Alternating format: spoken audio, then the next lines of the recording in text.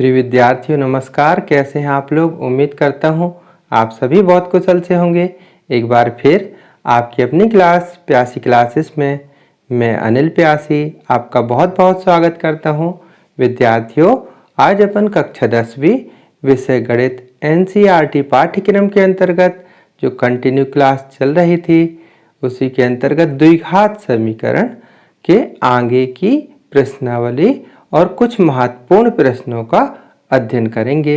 विद्यार्थियों वैसे पिछले वीडियो में आप लोगों ने द्विघात समीकरण के बारे में लगने वाले सूत्र और महत्वपूर्ण बातें और विभिन्न जानकारियां भी अध्ययन कर ली हैं और सूत्र विधि से सवाल कैसे हल किया जाता है, श्रीधराचार्य विधि से कैसे हल किया जाता है, ये भी आपने जान लिया है। आई बटन पर लिंक है, वो वीडियो भी बहुत ही महत्वपूर्ण है। यदि आप उस वीडियो को देख करके फिर ये वाला वीडियो देखेंगे तो और अच्छे से समझ में आएगा। तो विद्यार्थियों आज के वीडियो में अपन पढ़ेंगे कि वर्ग समीकरण को अर्थात द्विघात समीकरण को गुणनखंड विधि से कैसे हल किया जा सकता है और इसके बाद जानेंगे कि द्विघात समीकरण अर्थात वर्ग समीकरणों को हल करने की पूर्ण वर्ग विधि। तो विद्यार्थियों आज का वीडियो आप लोगों के लिए बहुत ही महत्वपूर्ण है और एक बात और कहना चाहेंगे कि अब परीक्षा का समय धीरे धीरे नज़दीक आता जा रहा है। आप चिंता ना कीजिएगा, हम आप लोगों तक हैं बहुत ही महत्वपूर्ण सवाल है जो परीक्षा में कई बार पूछे जा चुके हैं, इम्पॉर्टेंट है, वेरी इंपॉर्टेंट क्वेश्चंस हैं। तो उन्हीं प्रश्नों का अभ्यास कराएंगे और एक प्रकार से जब चैप्टर शुरू होता है तो ऑब्जेक्टिव टाइप के क्वेश्चन कहाँ से बनते हैं वो भी बताते जाते हैं। तो यदि आपने अभी तक सब्सक्राइब नहीं किया है तो सब्सक्राइब कर लीजिएगा जिससे आपकी परीक्षा की अच्छी तैयारी हो सके और अपने दोस्तों तक शेयर करना ना भूलिएगा।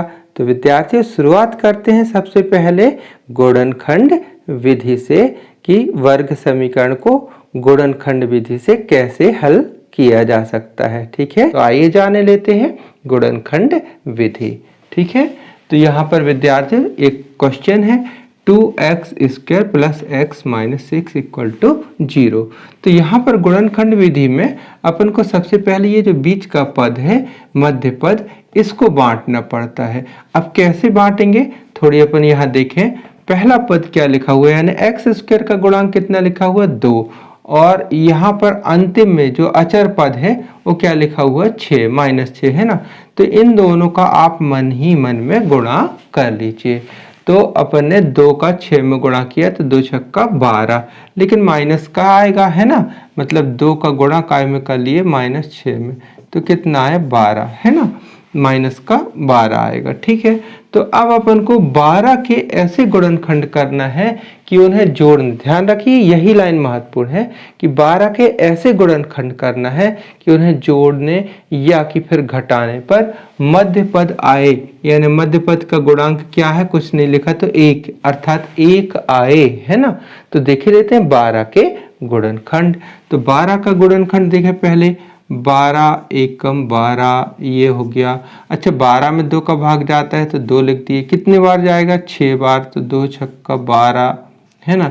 3 का जाएगा क्या, हाँ 3 × 4, 3 का 4 बार जा रहा है ना 12 भाग तो ये हो गया। अब 4 का भी जाएगा लेकिन अब इसको लिखने की जरूरत नहीं है। क्यों? क्योंकि देखें 4 × 3 ये 3 × 4 इसी को पलटा करके तो यहाँ पर आ गया है ना लिखा हुआ है। तो अपन केवल इतने में ही जानेंगे, क्या ढूंढेंगे इतने में कि जो अपना उद्देश्य है। उद्देश्य क्या है कि मध्य पद को लाना। मध्य पद में क्या है 1 है, कोई गुणांक नहीं है तो 1 है। यानी यहाँ पर ऐसी संख्या ढूंढिए कि उन्हें आपस में जोड़ें या घटाएं तो क्या आना चाहिए 1 आना चाहिए है ना। तो अब जैसे पहला वाला गुणनखंड आप लेना चाह रहे हैं ये वाला, तो 12 में अगर 1 जोड़े तो कितना आएगा 13 और अगर घटाए तो 11 आएगा। यानी ये तो संभव नहीं है, यहाँ से तो 1 अपन को प्राप्त नहीं होगा। अब ये वाला देखते हैं अपन, तो अगर जोड़ देंगे तो 6 2 8 हो गया और अगर घटा दिए तो 6 में से 2 गया तो 4 बचा। तो ये वाला भी नहीं आने का है ना, ये वाला भी नहीं आएगा। लाना कितना है 1 है ना। ध्यान रखिएगा 1 क्यों लाना, क्योंकि मध्य पद में गुणांक 1 है ना। अब ये वाला अगर गुणनखंड लेते हैं तो अगर 4 में 3 जोड़े तो कितना आएगा, 7 आएगा, है ना, 7 आएगा। लेकिन अगर 4 में 3 घटा देंगे तो 1 आ जाएगा, यानी 1 आ जाएगा, यानी ये वाली गुणनखंड अपना काम का है, ये वाला गुणनखंड, है ना। तो अब लाना क्या है, प्लस का 1 लाना है। तो 4 प्लस का होना चाहिए और 3 माइनस का होना चाहिए, यानी 4 में 3 घटेगा तो कितना आ जाएगा, 1। लेकिन यहाँ पर 1 तो लिखा नहीं है, x लिखा है, तो यहाँ भी आप x लिख दीजिए, ये इस टाइप से। तो जहाँ 1x लिखा है वहाँ पर हम क्या लिख देंगे, 4x माइनस 3x, तो यहाँ पर ये लिख देंगे। तो इस प्रकार से मध्यपद बढ़ जाएगा। इतनी सी तो बात है, बस यही समझना है ना। तो अब आगे देखते हैं कि कैसे हल करे ले रहे हैं। यहाँ पर अपन ने सूचित करता है कि चिन्ह लगाया, ये लिखिए अपन ने 2x² ज्यों का त्यों। ये 1x जो लिखा था, यानी एक नहीं भी लिखा रहेगा तो उसको 1x ही मानेंगे, है ना। तो 1x की जगह पर कितना लिख देंगे, ये लिख देंगे, कितना, ये कुछ चिन्ह नहीं है, प्लस माना जाएगा, यानी प्लस का 4x माइनस का 3x, ठीक है। और ये माइनस का 6 = 0, यानी इसकी जगह पर इतना अपन ने लिख दिया, मध्यपद बट गया।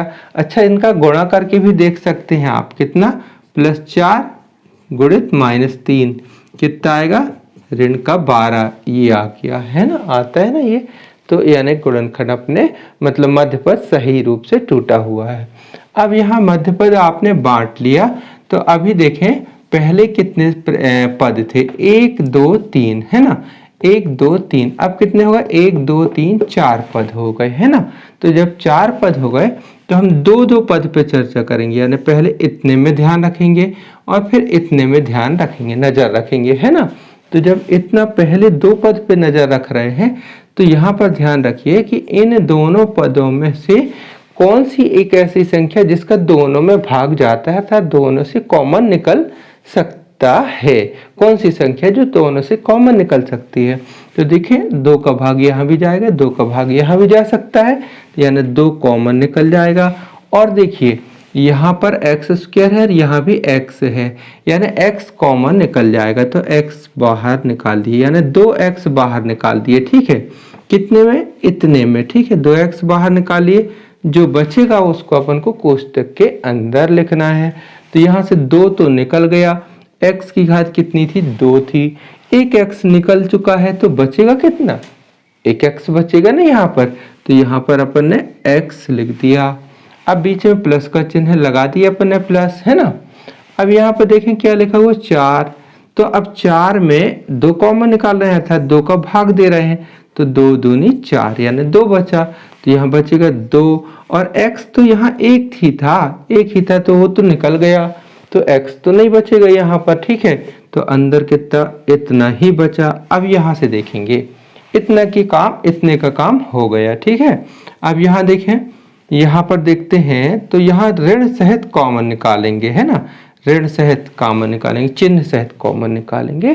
तो यहाँ देखते हैं 3 यहाँ भी है और 3 का भाग 6 में भी चला जाता है, तो 3 कॉमन निकाल दें, -3, तो -3 कॉमन निकालेंगे।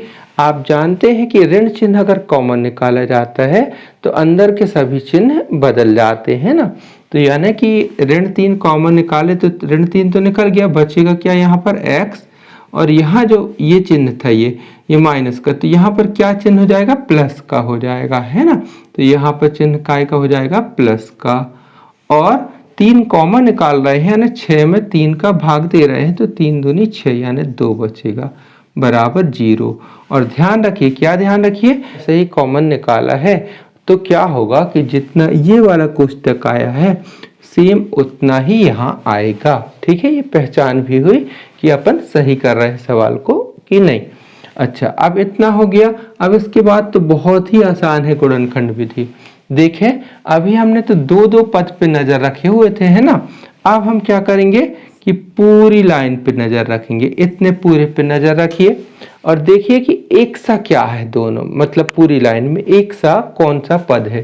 तो x+2 यहाँ भी है, x+2 यहाँ भी है। तो एक काम करते हैं कि x प्लस 2 को अपन बाहर निकाल दिए। तो ये मान लीजिए कि x प्लस 2 इस लाइन में जहाँ लिखा था ना, वहाँ से x प्लस 2 एक प्रकार से मिट गया, ये मान लीजिए, क्योंकि कॉमन निकालिए। तो अगर ये इसको हम कहें मिट गया, अगर ये यानी इसको आप ना देखें, इसको ना देखें, इसको ना देखें, ये इतना पद, तो क्या दिखेगा अंदर? ये दिखेगा, ये 2x दिखेगा, ये अपन ने लिख दिया 2x, है ना। और क्या दिख रहा है? ये दिख रहा है चिन्ह सहित यानी ऋण का 3। अब एक पद तो है नहीं, है ना, यहाँ पर दो पद है, एक ये और एक ये, तो इसलिए अपन ने कोष्टक बना करके लिखा। अगर एक ही पद होता 2x बस, तो अपन को ये वाला कोष्टक बनाने की जरूरत नहीं पड़ती। तो आपको समझ में आ गया कि ये x प्लस 2 ये कॉमन निकालिए, x प्लस 2 ये दोनों अपन ने ये कॉमन निकालिए, तो बचा क्या यहाँ पर 2x, और ये क्या बचा? माइनस का 3। तो ये बच गए, ये क्या आ गए आपके? गुणनखंड। इसलिए इस विधि को तो अपन कहते हैं ना गुणनखंड विधि, ठीक है ना। इतना आपको समझ में आ गया होगा, बहुत ही आसान है, ठीक है। अब आगे देखते हैं कि कैसे हल करेंगे।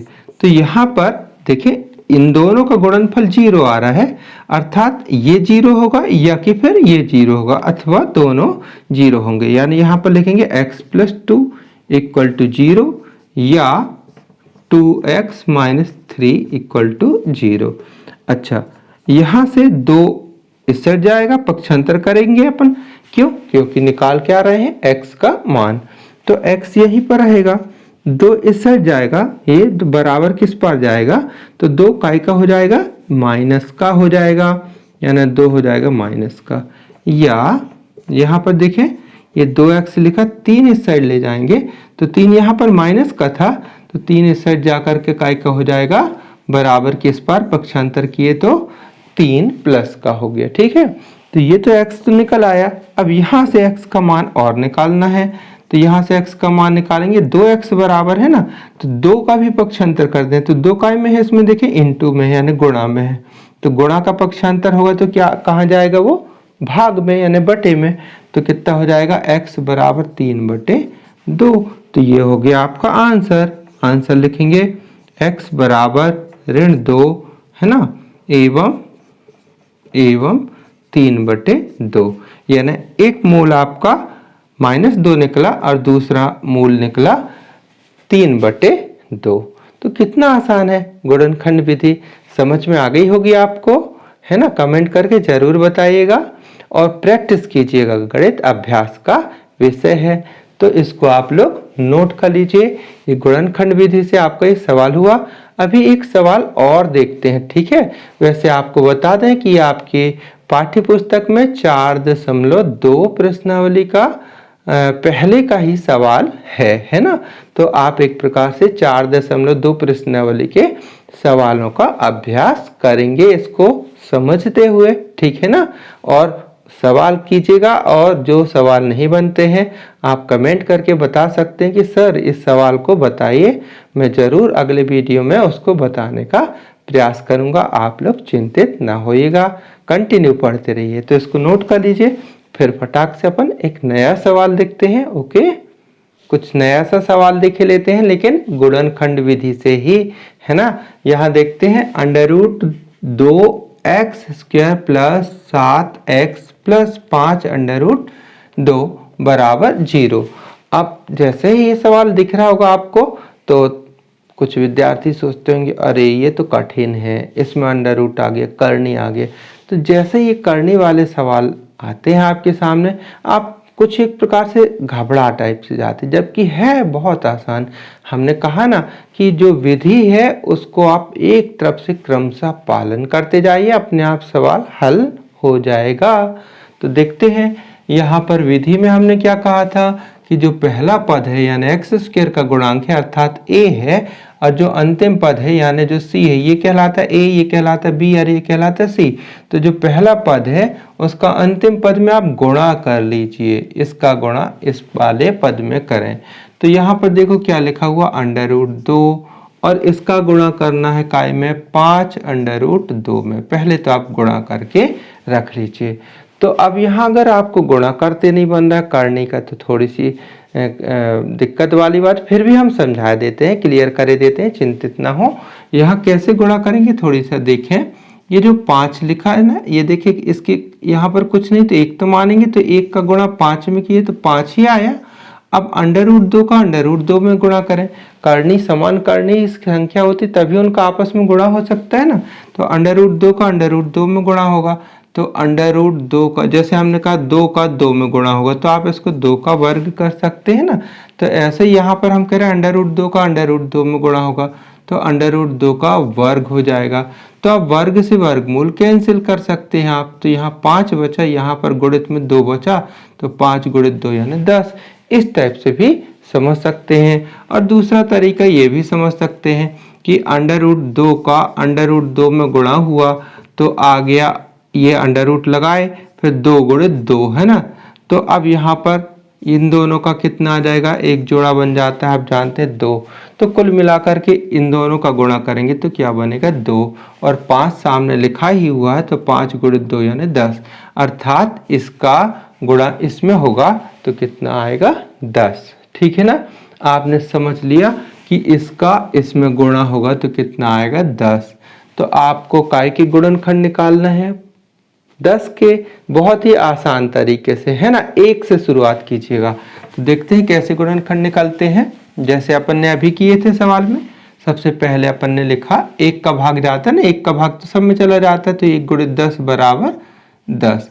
अब 2 का भाग जाता है क्या 10 में, बिल्कुल जाएगा, 2 पंचे 10। ठीक है, अब 3 का तो भाग जाएगा नहीं 10 में ना, तो 3 नहीं लिखेंगे, 4 का भी नहीं जाएगा, 5 का ही जाएगा ना, तो यहाँ लिख देंगे 5 गुणित 2 बराबर 10। लेकिन ध्यान दीजिए इसको और इसको ध्यान दीजिए, ये लिखा है 2 गुणित 5, ये लिखा है 5 गुणित 2, यानी अब आगे विचार करने की जरूरत नहीं है, इतने में ही अपना उत्तर छुपा हुआ होगा। क्या छुपा हुआ होगा कि मध्य पद लाना है कि इन गुणनखंडों को आपस में जोड़ें या घटाएं, पर क्या आ जाना चाहिए, क्या आना चाहिए, जोड़ने अथवा घटाने पर क्या आ जाना चाहिए, मध्य पद आ जाना चाहिए। तो मध्य पद यहाँ क्या लिखा हुआ 7। अब आप तो समझ गए कि कौन सा आएगा, है ना, समझ गए ना। ये देखिए अगर पहला लेंगे तो अगर जोड़ेंगे तो 10 और 1 11 होगा, और घटाएंगे तो 9 होगा, तो पहला गुणनखंड तो काम का नहीं है ना।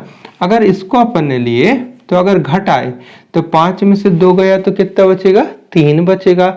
लेकिन अगर इन्हीं को आपस में जोड़ दिया जाए, यानी 5 में 2 को जोड़ दिया जाए तो कितना हो जाएगा 7, और 7 ही तो अपन को लाना था।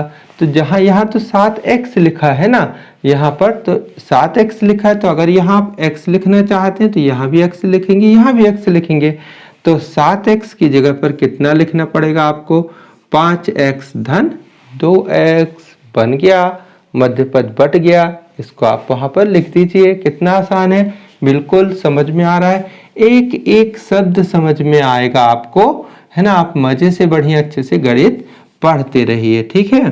तो इसकी जगह पर अपन क्या लिख देंगे, ये तो √2x स्क्वायर लिखे रहने दीजिए, जहां ये 7x लिखा था वहां पर आप लिख दीजिए कितना, 5x प्लस 2x, ये लिख दीजिए, ये इसकी जगह पर कितना हो गया, ये हो गया। अब ये तो पहले से लिखा था तो आपको इसको लिखना ही पड़ेगा, ये लिख दिए। अब अपन ने मध्य पद को बांट लिया, अब आगे की प्रक्रिया शुरू करते हैं, ठीक है। यहाँ पर देखें कि x स्क्वायर है, यहाँ पर मतलब √2x स्क्वायर है, यहाँ 5x है। अब इन दोनों में से क्या कॉमन निकल सकता है, इतने में क्या कॉमन निकल सकता है भाई, यहाँ पर केवल x बस कॉमन निकलेगा ना, x बस कॉमन निकल सकते हैं, बाकी कुछ नहीं निकलेगा, क्योंकि यहाँ तो 5 है, विषम संख्या है, बिल्कुल अलग संख्या है ना। तो इसलिए अपन ने यहाँ से केवल निकाल लिया कॉमन x, तो अंदर कितना बचा, √2 रहेगा, यहाँ x स्क्वायर था, x निकल चुका है, यानी x स्क्वायर में एक प्रकार से x का आपने भाग दिया तो x ही बचेगा, x की घात 2 थी, एक निकल गई तो यहाँ पर x भर बचा, है ना, समझ गए। प्लस बीच में प्लस लगा दीजिए। अब यहाँ पर 5x लिखा था, x बाहर निकल गया तो अंदर कितना बचेगा 5, ठीक है ना। इतना आया क्लियर समझ में। अब आगे देखते हैं, चलिए थोड़ी सा अब यहाँ पर देखिए, इतने में ध्यान रखना है आपको। अब यहाँ पर हम आपको बता दें कि जैसे अंडर रूट 2 गुणित अंडर रूट 2 बराबर कितना लिखा था आपने, अब भी 2 बनाया था ना। तो यहाँ पर देखें ये जो 2 लिखा हुआ है, ये 2 लिखा हुआ है, इस 2 की जगह पर हम अगर अंडर रूट 2 लिखा माने, यहाँ पर अंडर रूट 2 लिखा माने कैसे, अंडर रूट 2 फिर अंडर रूट 2 और ये x लिखा मान रहे हैं, और ये पहले का पद ज्यों का त्यों लिखा हुआ है, ये इस टाइप से लिखा हुआ है। अब आपको कॉमन निकालते आसानी से बन जाएगा, है ना। अगर ऐसा लिखा माने तो कैसे होगा, आप अगली लाइन पे कर दे रहे हैं, यहाँ पर कैसे कॉमन निकालेंगे, यहाँ से समझ गए आप। क्या समझ में आया कि जहाँ पर ये 2 लिखा था उस 2 की जगह पर अपन ने ऐसा लिख दिया, क्योंकि अंडर रूट 2 इक्वल टू 2 तो ही होगा ही ना।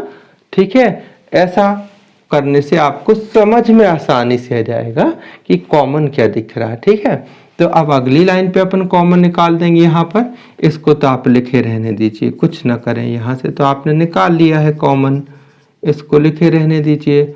यहाँ से अब देखें क्या कॉमन दिख रहा है, अंडर रूट 2 यहाँ भी है, अंडर रूट 2 यहाँ भी है, दोनों में है, कॉमन निकाल दीजिए। बिल्कुल अंडर रूट 2 अपन ने कॉमन निकाला, तो यहाँ पर क्या बचा, ये वाला अंडर रूट 2 बचा, x बचा, और यहाँ 5 अंडर रूट 2 था तो अंडर रूट 2 बाहर निकला, तो अंदर कितना बचा, केवल 5 आ गया। ठीक है, अब देखें अगर आपने सही किया है तो ये और ये दोनों कोष्टक सेम आना चाहिए, आ गए, यानी अपना गुणनखंड बिल्कुल सही चल रहा है। ठीक है, आया समझ में।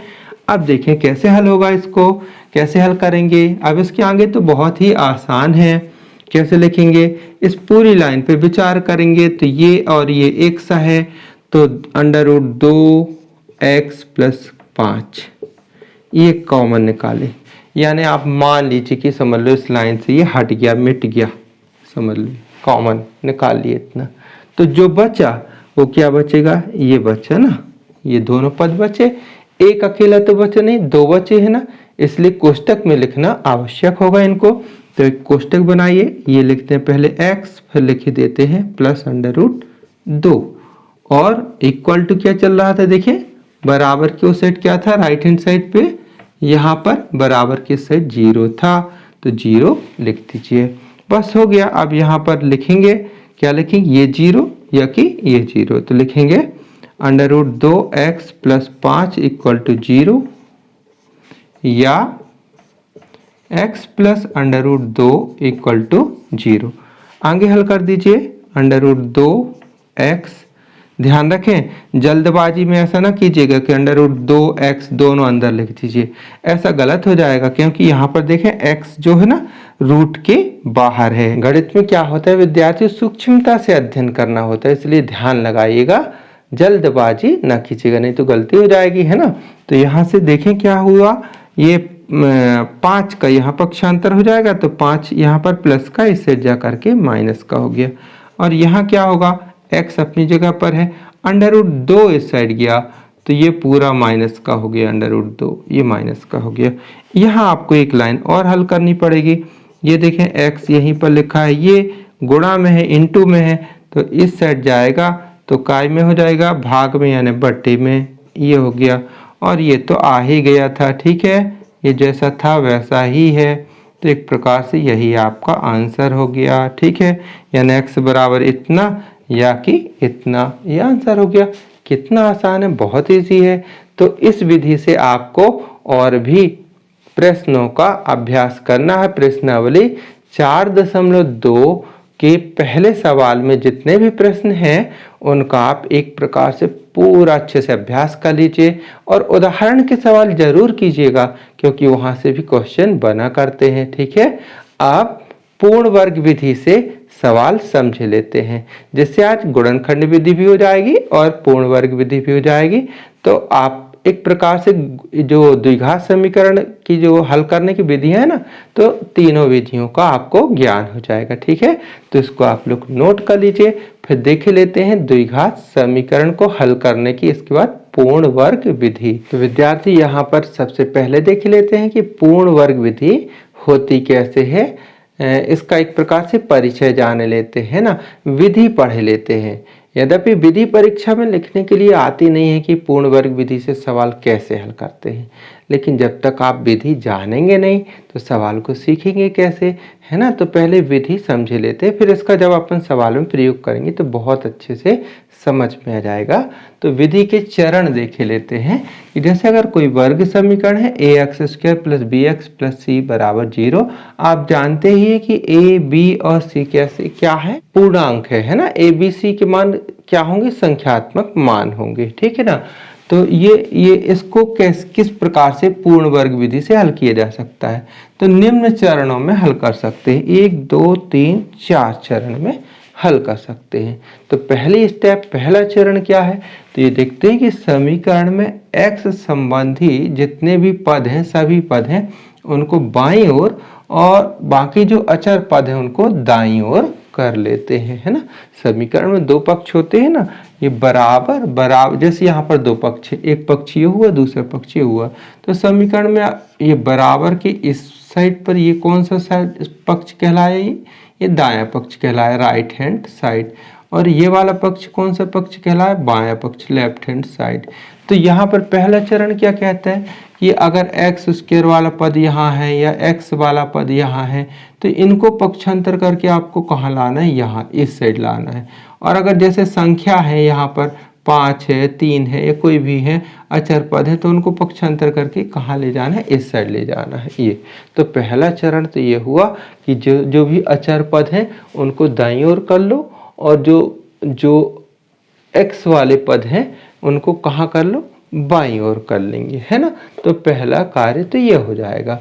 अब दूसरा कार्य क्या होगा कि x² का गुणांक 1 के अतिरिक्त कुछ और है। जैसे हम यहाँ बात करें 3x² + 5x - 6 तो बराबर 0, तो x² का गुणांक 1 नहीं है, 3 है। तो ऐसी स्थिति में हमको क्या करना पड़ेगा कि दोनों पक्षों में ये एक तो यहाँ पर 6 रहेगा नहीं, अपन 6 को यहाँ पक्षांतर कर चुके होंगे यहाँ पर इस साइड। तो ऐसी स्थिति में क्या करेंगे, दोनों पक्षों में 3 का अपन को भाग देना पड़ेगा। वही चीज यहाँ पर कहा जा रहा है कि x² का अगर कोई गुणांक है तो उसका दोनों पक्षों में भाग दे लेंगे ताकि x² का गुणांक 1 बन जाए। जैसे यहाँ पर भाग देंगे तो 3 से 3 कट गया तो क्या आ जाएगा, 1, यानी 1x², इस टाइप से आ जाएगा, ठीक है। ये तो x² का गुणांक 1 हो जाए। चिंता ना कीजिए, सवाल में जब इसको हल करेंगे तो एक एक समझ में आ जाएगा, पर स्टेप जानना जरूरी है जिससे आपको पता तो हो कि ये यहाँ पर क्या हो रहा है, ठीक है ना। तो अच्छे से समझ में आएगा सवाल।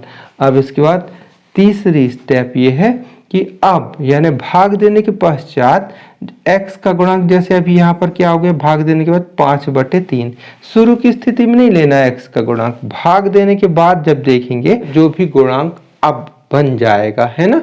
तो जब x के गुणांक का आधा करना है और उसका फिर वर्ग करना है और फिर उसको दोनों पक्षों में जोड़ देना है, जिससे बायां पक्ष अपने आप पूर्ण वर्ग बन जाएगा, ठीक है। जब पूर्ण वर्ग बन जाएगा तो उसके बाद सर्व समीकरण कौन सी रहेगी, a + b पूरे का वर्ग बराबर a² + 2ab + b², या कि फिर अगर ये नहीं लग रही है तो ये लगेगी a - b पूरे का वर्ग बराबर a² - 2ab + b²। इनका प्रयोग करके अपन हल कर लेते हैं और आखिरी में अंत में ऐसी लाइन आ जाएगी कि दोनों पक्षों का आप वर्गमूल लेंगे तो x का मान आ जाएगा। इतनी सी तो बात है। अब देखते हैं कि इसे अपन सवाल में कैसे प्रयोग करते हैं, जिससे आप सवाल सीख जाएंगे, ठीक है। ये विधि आप नोट कर लीजिए जिससे आपको सवाल सीखने में आसानी जाएगी, ठीक है। तो चलिए देखते हैं एक सवाल। यहाँ पर लिखा हुआ है 2x² - 7x + 3 = 0, ठीक है ना। तो ये यहाँ देखें, अब देखें पहला जो चरण था वो क्या था। पहला चरण ये था ना कि x वाले जितने भी पद हैं वो कहाँ रहना चाहिए, बाएं पक्ष पर, और जो संख्यात्मक पद हैं, अचर पद है, वो कहाँ जाना चाहिए, दाएं पक्ष पे। तो देखें ये आपका बराबर का चिन्ह हुआ, तो बराबर के चिन्ह के इस पार ये लेफ्ट हैंड साइड है ये, और इस साइड पे राइट हैंड साइड है ये, है ना। तो ये 3 को अपन को दाईं पक्ष में करना है। पहला चरण शुरू हो गया ये, यानी 2x² माइनस 7x। अब ये 3 इससे जा करके ऋण का हो गया। पक्षांतर कर दिए 3 का। क्यों कर दिए? आपने विधि का पहला पॉइंट देखा ना कि अचर पद को दाईं ओर कर देते हैं और x वाले या x² वाले जितने भी पद हैं वो बाईं ओर कर देते हैं। तो बाईं ओर x वाले जितने भी पद हैं यहाँ पर हो गए और अचर पद ये हो गया। पहला चरण कंप्लीट। ठीक है, आया ना समझ में आप? अब दूसरी स्टेज क्या होगी? दूसरा चरण क्या कहता है कि यदि x² का गुणांक 1 के अतिरिक्त कुछ और है। यहाँ देखिए x² का गुणांक क्या है? 2 है। तो x² का गुणांक यदि 1 के अतिरिक्त कुछ और है तो उसका दोनों पक्षों में भाग देना होगा। ठीक है, अब आया समझ में? पूरी विधि क्यों लिखाए थे हमने? तो आप यहाँ क्या लिखेंगे? दोनों पक्षों में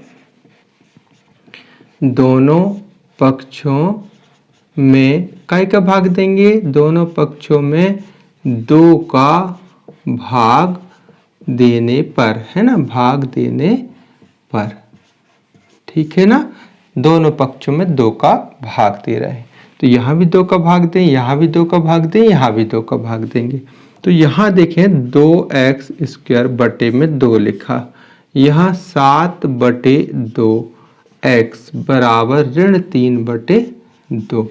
अब देखिए जब यहाँ पर 2 लिखती है आपने, 2 से भाग दे रहे तो 2 एकम 2 यानी कट जाएगा। तो इस 2 को लिखने की जरूरत आपको आप नहीं है। क्यों? क्योंकि देखिए 2 से 2 कट गए, 2 एकम 2।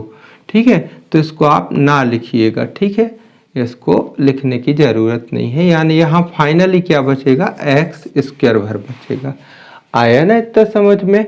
अब विधि का अगला पॉइंट क्या कह दिया कि भाग देने के पश्चात जो तीसरे नंबर पे पॉइंट था उसमें क्या था कि आप x के गुणांक का आधा का वर्ग करके दोनों पक्षों में जोड़ना है। तो x का गुणांक क्या है? x का गुणांक ये है। अगर चिन्ह सहित देखें तो इतना है। कितना है? ये x का गुणांक है। ये इसका क्या करना है अपन को? आधा। ठीक है, थोड़ी समझिए। जैसे 16 लिखा है तो 16 का आधा करना है, यानी उसमें 1/2 का गुणा करना है। तो 16 का आधा हो जाता है, ये 8 आ जाता है। तो इसी प्रकार हम यहाँ पर देख रहे हैं ऋण 7/2 है, ऋण 7/2 है। इसका आपको क्या करना है? आधा करना है। तो आधा करने के लिए 1/2 का क्या करना पड़ेगा? गुणा। आया ना समझ में? ये क्यों कर रहे हैं? आधा करने के लिए। तो जब इसमें गुणा कर देंगे तो ये हो जाएगा 7 एकम 7 और 2 दूनी 4 और माइनस रहेगा। अभी अपन ने क्या किया? अभी अपन ने किया x के गुणांक का आधा, लेकिन अपन को आधा करके क्या करना है? उसका वर्ग करना है। तो इसका आप कर दीजिए वर्ग। तो अब जब ये वर्ग होगा तो ये वर्ग इसमें भी माना जाएगा और इसमें भी माना जाएगा। तो ऋण 7 का वर्ग 49 हो गया। चाहे 7 का वर्ग मानो या ऋण 7 का वर्ग, दोनों का वर्ग 49 ही होगा।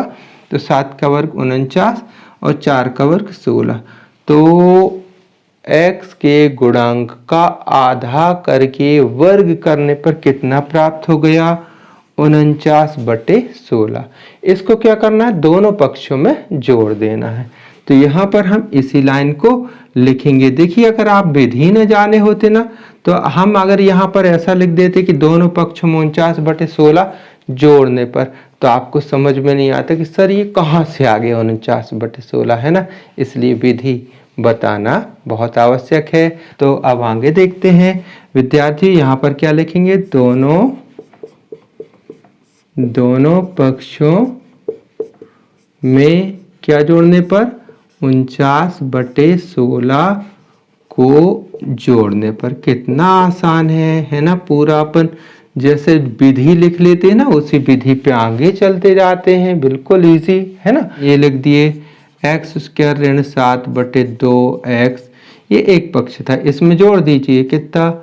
49/16 बराबर। अब ये दूसरा पक्ष तो ऋण 3/2 तो पहले ही लिखा था, इसमें भी क्या जोड़ना है? दोनों पक्षों में जोड़ना है। तो यहाँ भी जोड़ेंगे 49/16।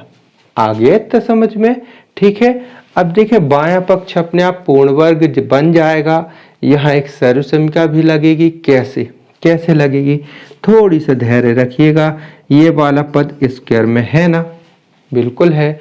क्या इसको भी किसी का स्क्वायर बनाया जा सकता है, मतलब किसी का ये स्क्वायर है क्या, ये है ना। देखिए 49 काय का वर्ग है, अभी आपने जाना ही था 7 का है, और 16 काय का वर्ग है 4 का वर्ग है। तो इसको आप इतना तो लिख सकते हैं, है ना। यानी कितना लिख सकते हैं, 7/4 पूरे का वर्ग लिख सकते हैं। अब यहाँ पर लगा कौन सा चिन्ह है, प्लस का, और यहाँ कौन सा चिन्ह लगा हुआ है, ये प्लस का यहाँ लगा हुआ है, यहाँ माइनस का लगा हुआ है। अब हमारे पास जो सर्वसमिका थी वो ये थी, a² - 2ab प्लस b² बराबर a माइनस b पूरे का वर्ग। या थी ए, या अगर ये नहीं थी तो फिर ये वाली लगा सकते थे अपन, ये है ना, ये प्लस वाली सर्वसमिका। तो अब आप इतना तो यहाँ पर आइडिया लगा ही लिए होंगे कि ये वाली सर्वसमिका लगेगी कि ये वाली लगेगी। देखिए यहाँ पर कौन सा चिन्ह आ रहा है, बीच में माइनस का चिन्ह ये आ रहा है, यानी ये वाली सर्वसमिका लगेगी। यहाँ पर ये वाली सर्वसमिका लगने वाली है। लेकिन बशर्ते ये है कि ये देखिए, थोड़ी ध्यान रखिएगा, इस लाइन को ध्यान रखिएगा। ये ए की जगह पर है ना, ए की जगह पर कितना हो गया, ए की जगह पर हो गया x, और b की जगह पर कितना हो गया, देखें 7/4। ए की जगह पर x और b की जगह पर कितना हो गया 7/4। तो बीच में कौन सा पद आना चाहिए, 2ab आना चाहिए ना। तो आप लिख करके देखें वाला 2ab, 2 ये लिखे, ये वाला 2 अपन ने लिख दिया। ध्यान रखिए ये वाला 2 अपन ने ये लिखे। फिर इसके बाद क्या लिखेंगे, a, तो a की जगह पर क्या आ रहा है x, ये लिख दिए x। फिर b की जगह पर क्या लिखना है, यहाँ पर b की जगह पर लिखना है 7/4, ये लिख दीजिए 7/4। अब देखें इसको हल करके क्या इतना बन रहा है कि नहीं बन रहा है, अपने आप बन जाएगा। देखिए कैसे बनेगा, 2 से इसको काट दिए, 2 एकम 2, 2 दूनी 4, है ना। मैं यहाँ लिख करके बता दूं, ये 2x 7/4, ये देखें 2 एकम 2, 2 दूनी 4। अब कितना हो गया, ये 7/2 और ये x। तो इसकी जगह पर इतना अपने आप आ गया, है ना, आया ना समझ में। तो कितना आसान है, हम इसको अपन इस रूप में यहाँ पर लिखे रहने देंगे, ये ठीक है। अब अपने आप यहाँ सर्वसमिका लगी लगाई मिल जाएगी आपको, ठीक है। यहाँ 2 है और यहाँ 16 है, तो स्वाभाविक है 16 में 2 का पूरा भाग चला जाता है तो एलसीएम 16 ही आएगा। अब जो एलसीएम आता है 16 आ गया, 16 में काय का भाग देंगे, हर का, यानी 2 का, तो 2 का भाग दिए तो 2 8 16, यानी कितना है 8। अब 8 का गुणा काय में करेंगे, 3 में करेंगे, ये जो अंश लिखा है 3 में, तो 8 3 आया 24, लेकिन माइनस का है तो आएगा माइनस का 24, बीच में प्लस चिन्ह। अब यही प्रक्रिया फिर से बिल्कुल एक एक लाइन समझाएंगे हम, आप चिंता ना करें। ये 16 लिखा हुआ है, 16 में ये वाले हर का भाग दिए 16 का, तो 16 एकम 16 पूरा कट गया ये। अब एक जो आया, एक का गुणा काय में होगा 49 में होगा, तो यहाँ कितना आ गया 49, ठीक है। ये आपने हल कर लिया, भिन्न को भी हल कर लिया। बेसिक से पढ़ा रहे हैं, एक एक लाइन समझ में आएगी आपको। अब आगे देखते हैं क्या हो जाएगा। यहाँ पर ये सर्वसमिका लगी हुई है यहाँ पर, तो यहाँ आप लिख सकते हैं कि सर्वसमिका a² - 2ab प्लस b² बराबर a - b का वर्ग से, यानी ये वाली सर्वसमिका आप लगा रहे हैं। तो यहाँ पर तो ये अपने आप लगी हुई है, तो इसके बराबर क्या होता है, इतना होता है। तो इसलिए इसके बराबर क्या होगा, यहाँ पर a और यहाँ पर b का मान भर दीजिए, तो अपने आप आ जाएगा। यानी कैसा आएगा, इसके बाद अगली लाइन पे यहाँ सूचित करता है चिन्ह लगाए, यहाँ पर मान भर दें, कोष्टक लगाइए ये वाला, फिर a का मान रखें, a की जगह पर कितना लिख दिए x, फिर कौन सा चिन्ह लगा है, माइनस लगा दीजिए माइनस, फिर काय का मान रखना है, यहाँ पर b का मान रखना है ना। तो b का मान कितना है 7/4, ये हो गया। अब इसके बाद क्या लिखा हुआ, वर्ग, ये लगा दीजिए वर्ग, फिर ये वाला बराबर, ठीक है ना। अब इसको आप हल कर दें, किसको, ये वाले भाग को, तो नीचे लिखा हुआ 16 16 ही लिखा रहेगा। अब 49 में 24 घटेगा क्योंकि ये धन की संख्या, ये ऋण की संख्या, प्लस माइनस की संख्या घट जाती है। तो 49 में 24 घटा तो 25 बचेगा ना। तो 25 बचेगा, 25 का एक आएगा, प्लस का रहेगा क्योंकि बड़ी संख्या प्लस की है। आप ये देखिए एक पक्ष क्या बन गया, पूर्ण वर्ग बन गया ना, बायां पक्ष पूर्ण बन गया।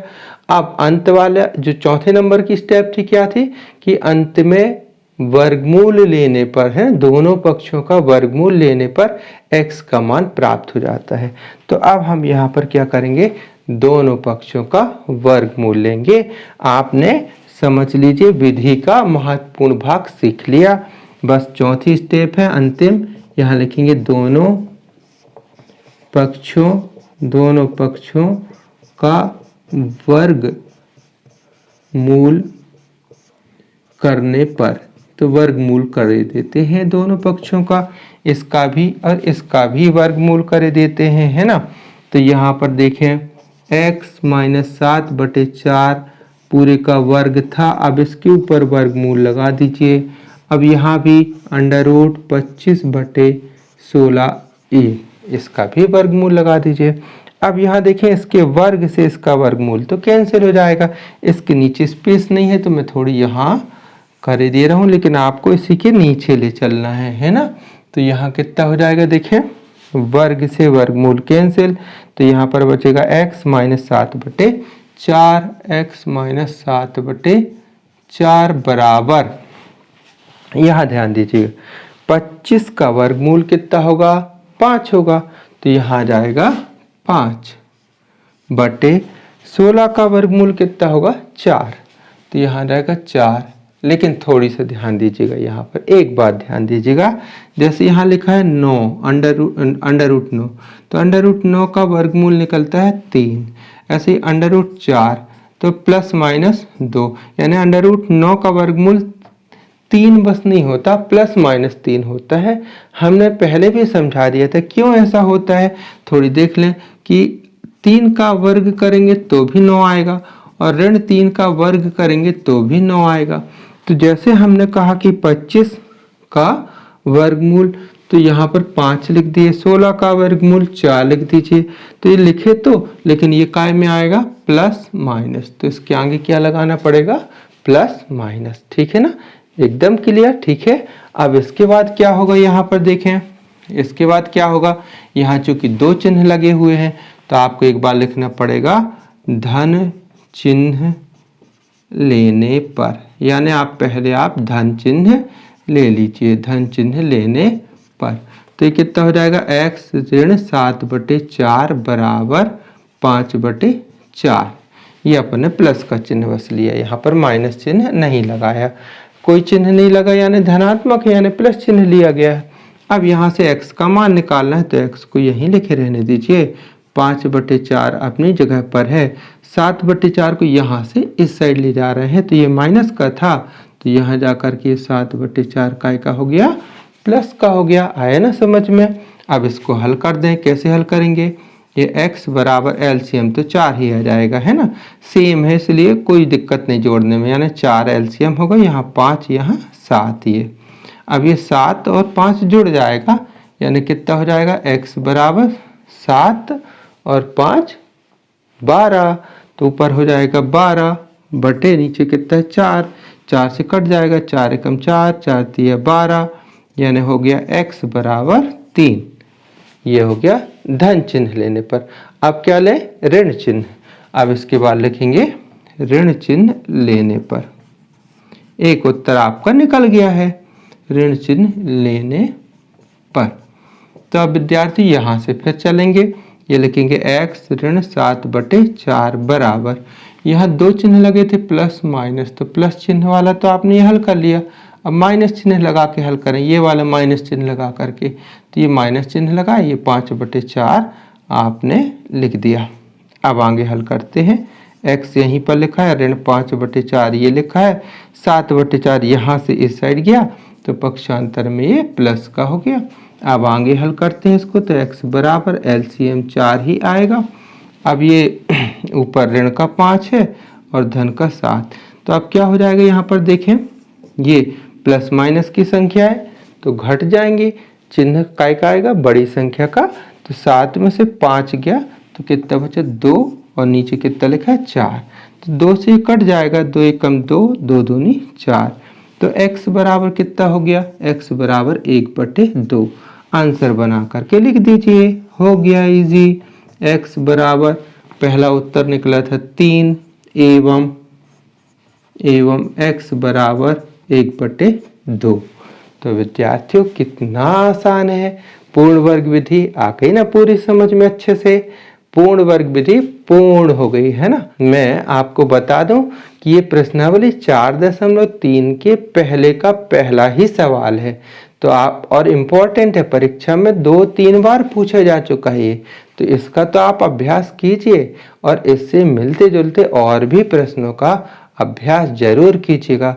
हमें पूरा विश्वास है कि आपसे बन जाएगा। ठीक है विद्यार्थियों। तो विद्यार्थियों कैसी रही आज की क्लास। उम्मीद करते हैं आपको आज की कक्षा बहुत अच्छे से समझ में आ गई है और पूरे सवाल आपने सीख भी लिए हैं। उम्मीद करते हैं आप इसी प्रकार के और भी सवालों का अभ्यास करेंगे। तो विद्यार्थियों परीक्षा का समय नज़दीक है, पढ़ते रहिए। आपने अपने अपने उद्देश्य और लक्ष्य भी निर्धारित किए होंगे कि हमको इतने % लाना है, इतना लाना है, हमको 95 लाना है, 98 लाना है, हमको गणित में 100 में से 100 लाना है। तो विद्यार्थी बहुत अच्छा लगता है, लेकिन एक बात तो ध्यान रखिएगा ना कि किसी भी चीज़ को पाने के लिए हमें उसकी क्या चुकाना पड़ता है, कीमत, है ना। तो इसी प्रकार हमें सफलता प्राप्त करने के लिए सफलता की कीमत चुकानी होती है। और वो कीमत आप कैसे चुकाएंगे, मेहनत करके, परिश्रम करके, लगन से, है ना। तो आप पढ़ते रहिए, हम आपका पूरा साथ देंगे और पूरी गणित को बहुत ही आसानी से आप तक पहुंचाने का पूरा प्रयास करेंगे। तो सब्सक्राइब कीजिएगा। और हाँ, वीडियो के अंत में प्लेलिस्ट का एक वीडियो शो होता है और एक पिछला वीडियो शो होता है। तो आप प्लेलिस्ट वाले वीडियो को टच करेंगे तो जो वीडियो आपने नहीं देखे हैं उन्हें आप फिर से देख करके रिवीजन कर सकते हैं और अपने दोस्तों तक शेयर भी कर सकते हैं। तो लाइक कीजिएगा, शेयर कीजिएगा। तो मिलते हैं अगले वीडियो में एक नई विषय वस्तु के साथ। तब तक के लिए थैंक यू, बाय, जय हिंद।